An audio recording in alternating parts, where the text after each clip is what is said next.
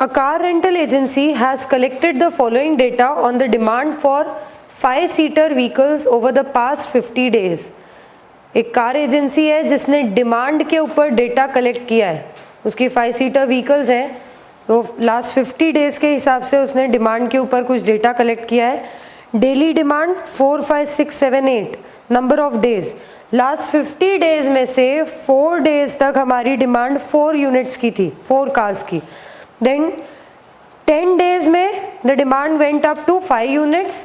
16 days की demand हो गई 6 यूनिट्स. 14 डेज के लिए it was 7 units and 6 days के लिए it was 8 units. So directly they have not given you the probabilities, but they have given you the data so that you can find the probabilities. आप इससे probability find out कर सकते हो. Out of 50 days इतने दिन इतनी demand रही, सो कितनी प्रोबेबिलिटी होगी. The agency has only 6 cars currently. केवल 6 ही कार्स है उनके पास. कभी कभी डिमांड तो 7 और 8 तक भी गई है. That means some of the demand was not met. हम सेल आउट नहीं कर पाए क्योंकि हमारे पास इतनी कार्स ही नहीं थी. Use the following 5 random numbers to generate 5 days of demand for the rental agency. हमें 5 रैंडम नंबर्स दिए हैं जिसके बेसिस पे हमें 5 days की डिमांड जनरेट करनी है. मतलब हमें वो सिर्फ फैक्टर्स निकालने हैं, रैंडम नंबर्स अलोकेट करके किस कैटेगरी में वो फॉल हो रहे हैं, उसकी डिमांड कितनी होगी, बस उतना फाइंड करना है. In the first point, what is the average number of cars rented per day for the 5 days.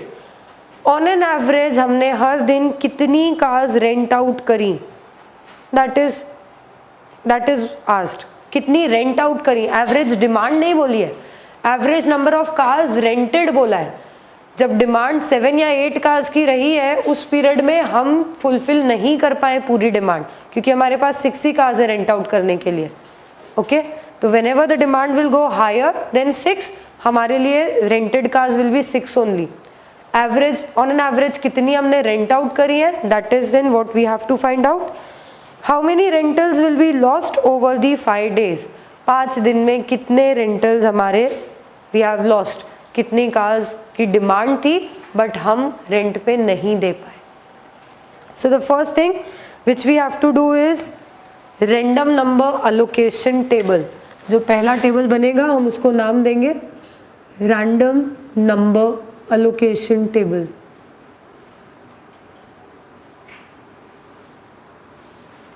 Based on probabilities हमें रैंडम नंबर्स को अलॉट करना है. We have demand 4, 5, 6, 7 and 8. ये 5 केसेस है हमारे पास. For each we will have to find out the probability. Demand 4 होगी, इसकी प्रोबेबिलिटी कितनी, आउट ऑफ 50 days 4 days हमारी डिमांड 4 यूनिट्स की रही है, तो हमारी प्रोबेबिलिटी हो जाएगी 4/50. How much, 0.0208. देन 5 यूनिट्स की डिमांड रही, 10 days out of 50, 0.20. Similarly 6 units की डिमांड थी for 16 days, 0.32. Then 14 days 0.28 and last का आएगा 0.12 फॉर 6 days. ये हो गई हमारी प्रोबेबिलिटीज. अब हमें फाइंड करना है cumulative probability. Cumulative probability will be 0.08 for the first one. Second में जाके दोनों ऐड हो जाएंगे, 0.28. Then 0.28 plus 0.32, 0.60. 0.60 plus 0.28, 0.88 and 0.88 plus 0.12 that is 1. ये हमेशा 1 होना ही चाहिए. अगर 1 नहीं हुआ इसका मतलब कोई और भी चांस पॉसिबल है. देयर इज 1 मोर डिमांड या 1 more data which is missing, जो हो सकता है. Okay, so this should always be equal to 1. Now we will allot the random numbers. 0 से अलॉटमेंट स्टार्ट करेंगे, 8% तक अलॉट करना है, 1% से 8% तक. So the random numbers will be 0 to 7. देन 8 से लेके 27, 28 से लेके 59, 60 to 87 and 88 से 99. So we have allotted the random numbers. This was the random number allocation table. अब बोला गया है जो रैंडम नंबर्स आए हैं सिस्टम रन करने के बाद, सॉफ्टवेयर रन करने के बाद जो रैंडम नंबर्स जनरेट हुए हैं, अब उनसे आप अपना आउटकम निकालो कि कितनी ऑन एन एवरेज आपने कार्स रेंट करी, कितनी डिमांड आप नहीं फुलफिल कर पाए, वो सारा डेटा आप निकालोगे from the use of those random numbers. So the next table which will make will be simulation table.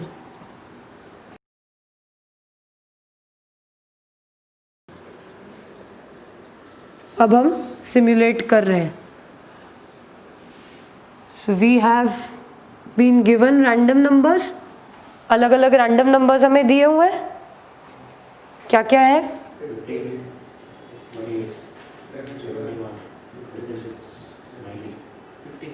56,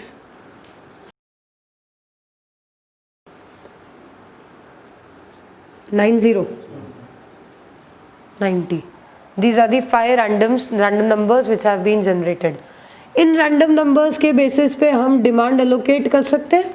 When the random number is 15, it's the second category. That means the demand is 5. For random number 48, third category. So demand is 6. For 71, fourth category, 7. 56, again 6 and 90, 8. Okay, this is the different demands for different random numbers. Now you have to find out आपने कितनी cars rent करी है. एक तो आपको ये पूछा गया है, पहले पॉइंट में आपसे सिर्फ ये अलोकेट करने के लिए बोला है. क्या? Following use the following 5 random numbers to generate 5 days demand. सिर्फ ये डिमांड जनरेट करने के लिए बोला है. तो ये आपका फर्स्ट वाला पॉइंट हो गया. क्वेश्चन का जो फर्स्ट पॉइंट पूछा है, दिस इज दिस वन. आपने डिमांड जनरेट कर ली. सेकेंड पॉइंट में आपसे बोला है average number of rented cars आपको फाइंड करना है. कितनी कार्स रेंट आउट हुई, तो हम निकालेंगे कितनी कार्स हमने रेंट पर दी है. रेंटेड कार्स, जब 5 की डिमांड थी तो हम 5 ही देंगे, भले ही हमारे पास 6 हो. वी कैन नॉट प्रोवाइड 6, हम मैक्सिमम 5 ही देंगे. 6 की डिमांड थी, अवेलेबिलिटी भी 6 की है, 6 दे देंगे. डिमांड इज फॉर 7, अवेलेबल है सिर्फ 6, तो हम 6 ही रेंट आउट दे पाएंगे. देन अगेन 6, यहाँ पर डिमांड हो गई 8, पर हमारे पास कार्स है सिर्फ 6, तो वापस से हम 6 कार्स ही दे पाएंगे. सो टोटल हमने 5 दिनों में कितनी कार्स रेंट आउट करी? 29. So we can find out average number of cars rented out, rented per day. 5 दिन में आपने 29 कार्स को रेंट पे दिया है. So per day it will be 29/5, 5.8 cars. क्या? No, you will not round off. 0.2 is material based on 6. You have to जज materiality. 0.2 यहाँ पर मटीरियल चीज़ है. आप 6 के कंपैरिजन में 0.2 बोल रहे हो, सिंगल डिजिट में ही चल रहे हो आप. So even 0.2 is material. ये हो गया सेकेंड वाला पॉइंट. थर्ड वाले पॉइंट में पूछा है how many rentals will be lost over the period. कितने रेंटल्स आप लूज आउट करोगे, कितनी बार आप कार्स को नहीं दे पाओगे. सो रेंटल्स लॉस्ट, यहाँ पर 5 डिमांड थी, हमने फुलफिल पूरी 5 कर दी, कोई रेंटल नहीं छूटा. 6 की डिमांड थी, हमने भी 6 रेंट पे दे दिए, again we have not lost any rental.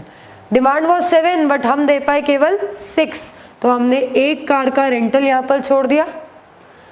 Demand was 6, we have supplied 6, तो again nothing lost out. Demand was 8, हमने कार्स दी सिर्फ 6, तो 2 कार्स का rental we have lost. So total 3 cars के बराबर का रेंटल हमने लूज किया है. This is point number 3. आया समझ में? Any doubts? ये लिख के रीड द नेक्स्ट क्वेश्चन। इतना इजी अगर क्वेश्चन आता है तो it won't be more than 4 और 5 मार्क्स। इससे थोड़ा सा अब हम कॉम्प्लिकेटेड भी करेंगे, तो इजी है बट इट्स नॉट कि बिल्कुल ही ऐसा क्वेश्चन हो, कभी कभी आता भी है 4-5 मार्क्स का। अगर 6-8 मार्क्स का आएगा तो थोड़ा सा कॉम्प्लिकेटेड रहेगा।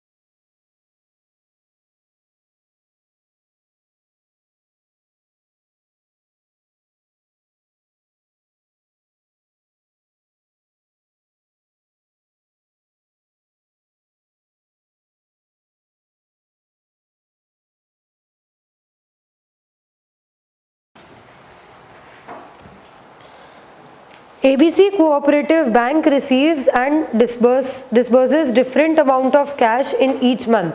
Now our customer is bank, sorry client is bank, जिसके बारे में हम कॉस्टिंग करने वाले हैं। इनका काम क्या है? पैसे कैश रिसीव करना, कैश डिस्पर्स करना in each month. The bank has an opening cash balance of 15 crores in the first month. पहले महीने का ओपनिंग बैलेंस दिया हुआ है हमें 15 crores। Pattern of receipts and disbursement from the past data is as follows. हमें pattern दिया हुआ है, रिसीट्स कितनी होती है, उनकी प्रोबेबिलिटी कितनी, डिसबर्समेंट्स कितने होते हैं और उनकी प्रोबेबिलिटी कितनी। Simulate the cash position over a period of 12 months। आपको 12 महीने के लिए कैश पोजीशन को सिमुलेट करना है, मतलब कैश पोजीशन को प्रिडिक्ट करना है for the entire 12 months। Required, calculate the probability that ABC Cooperative Bank will fall short in payment। कितने चांसेस है, probability you have to find out कि ये बैंक पेमेंट्स में शॉर्ट पड़ जाएगी, मतलब कैश क्रंच आ जाएगा, कैश अवेलेबिलिटी नेगेटिव में चली जाएगी, cash balance. Calculate the average monthly shortfall. On an average हर महीने कितनी शॉर्टफॉल रहेगी। पहले केस में आपको शॉर्टफॉल की प्रोबेबिलिटी बतानी है, कितनी बार शॉर्टफॉल होगा उसका प्रोबेबिलिटी। सेकंड में एवरेज शॉर्टफॉल कितना होगा अमाउंट में, फर्स्ट में टाइम्स में था, now it is in amounts, कितने अमाउंट का ऑन एन एवरेज शॉर्टफॉल होगा। Third, if ABC bank can get an overdraft facility of 45 crores from other nationalised banks. किसी दूसरी बैंक से अगर इसको ओडी मिल जाता है 45 crores का, तो कैश अवेलेबिलिटी बढ़ जाएगी। What is the probability that they will fall short in monthly payments? जब कैश अवेलेबिलिटी बढ़ जाएगी 45 से, तब कितने चांसेस हैं कि अभी भी ये कैश पेमेंट्स में शॉर्ट हो जाएगी। Use the following sequence row wise of paired random numbers. आपको रैंडम नंबर्स पेयर्स में दिए हुए हैं, so you have 4 digit random numbers. Actually there are 2 random numbers in each 4 digit। पहले 2 digit are for the first thing, that is receipts, next 2 digits are for disbursements। okay, अब यहाँ पर when we will simulate it, we are simulating for 12 months। तो पहले महीने का हमें opening balance given है 15 crores, that is given for the first month। फिर फर्स्ट मंथ के लिए जो भी रैंडम नंबर है उसके बेसिस पे हमारा रिसीट पेमेंट आएगा, क्लोजिंग बैलेंस आएगा, that will form part of the second month। तो सेकेंड मंथ के जो सेकेंड रैंडम नंबर्स दिए हैं उसके बेसिस पे we'll find the receipt and disbursement, closing balance, that will come to the third month. Like that it will be done in sequence, sequentially चलेगा, first second third fourth fifth month. Okay, सबसे पहले तो random number allocation table हम बनाएंगे। So now we'll have to allocate random numbers to different random numbers, disbursement के लिए अलग से, रिसीट्स के लिए अलग से, दोनों के लिए हमें अलग अलग से रैंडम नंबर्स अलोकेट करना है।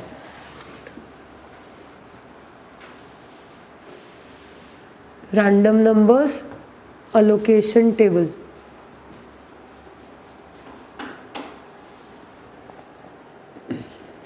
पहला रिसीट्स है ना,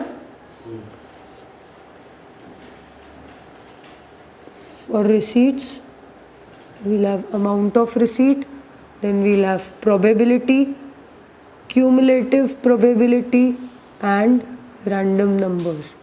ये हो गया receipts का allocation. Similarly for disbursement,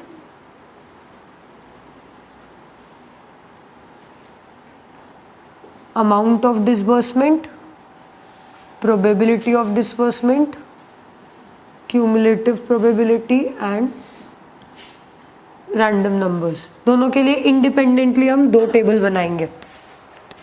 receipts के लिए हमें बोला गया है receipts can be 30, 42, 36 and 99 and probabilities are given as 0.2, 0.4, 0.25, 0.15. So cumulative probabilities will be 0.2, 0.6, 0.85 and 1. Random numbers will be 0 to 19, 20 to 59, 60 to 84 and 85 to 99. ये हो गए हमारे random numbers for receipts. Similarly we will find out for disbursements.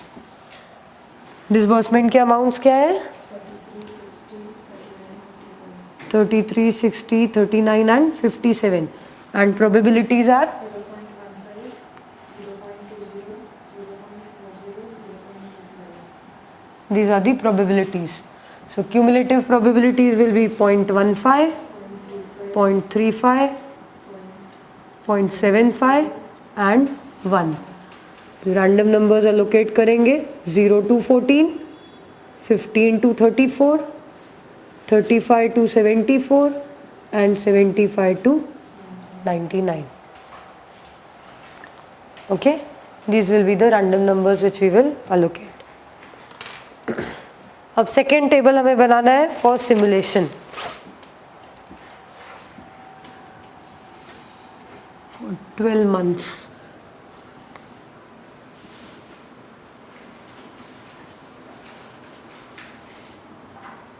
Simulation table, we have 12 months 1 2 3 4 5 6 7 8 9 10 11 and 12. हमें opening balance first month का दिया हुआ है as 15 crores. Okay, इसमें फिर हम फर्स्ट मंथ के रिसीट्स ऐड करेंगे, डिसबर्समेंट्स लेस करेंगे, तो हमें मिल जाएगा फर्स्ट मंथ का क्लोजिंग, सेकेंड मंथ का ओपनिंग. रिसीट्स कैसे ऐड करेंगे? तो हमें रैंडम नंबर्स गिवन है, उनके बेसिस पर हम अमाउंट को अलॉट करेंगे. सिमिलरली डिसबर्समेंट के लिए भी हमें रैंडम नंबर्स दिए हुए हैं, उनके बेसिस पे again we will allocate the amounts. Random numbers बोलिए. First random number is 1778. इसका मतलब इसका है 17, इसका है 78. नेक्स्ट, हाँ ऐसे first 2 digits are for receipts and second 2 digits are for disbursement. 4316, 7435, 3123, 7244, 4692, okay, 5158, okay, 6808, yes, 9358, 5478, 9654, 0977. these are the random numbers. Now based on these random numbers and these ranges of random numbers, हमें हर एक के receipts और हर एक के disbursement allot करना है. When the random number is 17, पहले receipts देख लेते हैं so that confuse नहीं हो हम. पहले सारे receipts allot कर देते हैं using these figures. ये जो random numbers के हमने margins form करी है, इनके basis पे हम यहाँ पर receipts allot करेंगे. When the random number is 17, it falls in first range where the receipts are 30. When the random number is 43, second range 42. 74 में third range, that is 36. Then 42, 36, 42, 42, 36, 99, 42, 99 and 30. These are the different receipts based on this table. Similarly, now based on disbursement table, we will allot amounts over here using these random numbers. Pehla random number 78, it will come in the last range. So amount is 57. Then for 16, it will fall in the second range, that is 60. 35 will fall in third range, 39, 60, 39, 57, 39, 33, 39, 57, 39 and 57. So we have allotted all the amounts for receipts and disbursement. Okay. Now let's see the closing balances. Opening plus receipt minus disbursement should give us the closing. Opening में हमारे पास first month में 15 था, receive हुआ 30 और मतलब 45 हो गया, जबकि हमें पेमेंट करना था 57. यहीं पर ही हम शॉर्टफॉल हो गया हमारा कैश का. कैश क्रंच पहले महीने से ही शुरू हो गया. कितना? -12 हो गया हमारा कैश बैलेंस. कौन सा? मंथ 8 का अमाउंट 36 रिसीट्स वाला.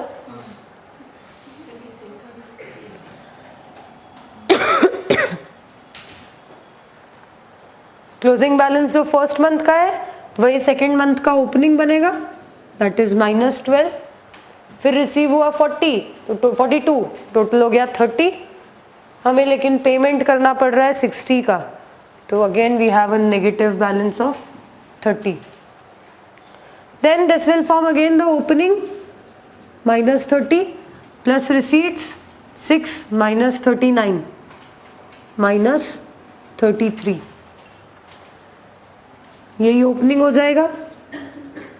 Like that we will do for the entire 12 months. -33 plus 42 -60 51 -51 plus 36 -39 54. Then 69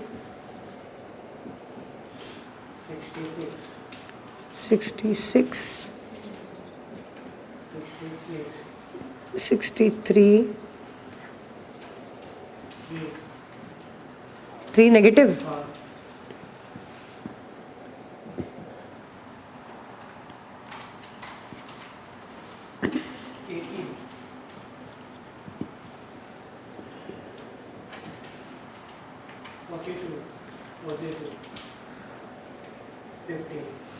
One five.